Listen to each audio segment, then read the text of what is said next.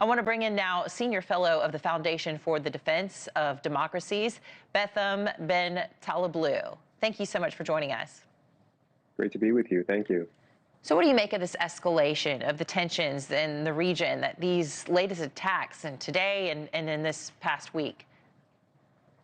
Well, for sure, in general, Israel is continuing to target Hamas operatives as well as senior Hamas officials throughout the Gaza Strip. But lest we forget, the war is much, much wider than just between Israel and Hamas, quarantined over to the Levant on the Eastern Mediterranean. Israel, as the Prime Minister has said there, is facing a multiple front war orchestrated by the patron of all of these terror and proxy groups, the Islamic Republic of Iran.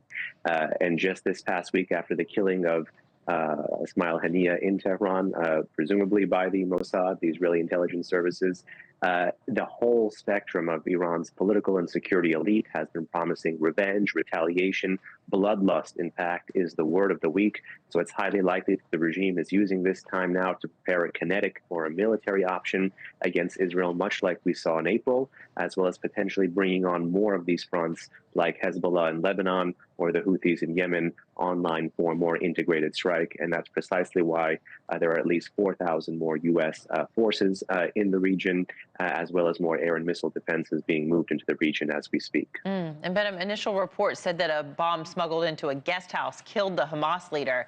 But now Iran's Revolutionary Guard claims that a short-range projectile was responsible for his death. Why the discrepancy, and why is this important? You know, often in life, the simplest explanation is the most obvious, and here that is absolutely the case.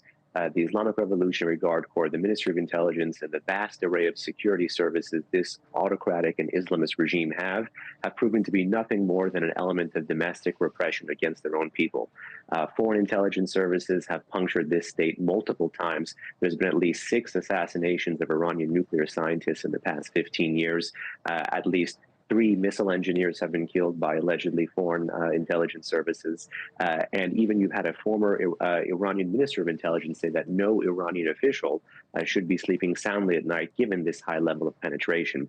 So the theory of a projectile hitting the building from outside versus the theory of a smuggled bomb from inside is really just designed to make this unpopular and despotic regime save some face. Yeah, and for our viewers who are having a hard time keeping all of this straight and what's going on, what's Hamas, what's Hezbollah, really what we have to remember is that at the end of the day, all of it is just tentacles from Iran, isn't it?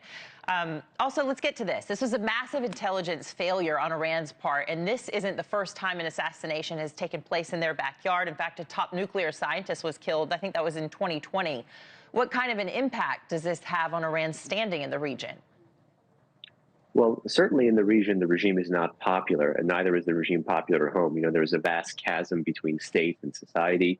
In Iran, we can get to that, but the most obvious proof of that for the viewers is the nationwide 2022-2023 Women Life Freedom protest, or the Zan Zendegi Azadi anti-regime movement there. But in the region, the increasing military hand of the government of the Islamic Republic, the creating or the co-opting of these proxies, is designed that they realize that it's only through the barrel of the gun or through the missile or through any of these projectiles that they create and proliferate. That's their only vector of influence. And they prey on these downtrodden and dispossessed populations and then arm them to shoot at the people that the regime wants to shoot at. Yeah, and I just don't want anybody to be putting their head in the sand and not listening to this, because Defense Secretary Lloyd Austin has deployed additional U.S. forces to the region. If Iran attacks again, what role could they play? Well, we saw a very critical role the U.S. played in the April 13, April 14 Iranian missile and drone attack, where the vast majority of these interceptions actually occurred outside of Israeli airspace. And that was thanks to this very large integrative deterrent role that the U.S. security architecture played. I'm sure the U.S. could marshal an impressive architecture again, bring the Israelis, the Arabs, and the Europeans online. But here's the problem, that intercepting these munitions does not impose a sufficient cost on the people who are firing these munitions. So at some point in time, either this administration or the next one is going to have to think about creatively how to push back so the regime doesn't feel comfortable firing these weapons of war against us and our partners. Thanks for watching. Go to joinnn.com to find NewsNation on your screen. And don't forget to click the red subscribe button below to get more of NewsNation's fact-driven, unbiased coverage.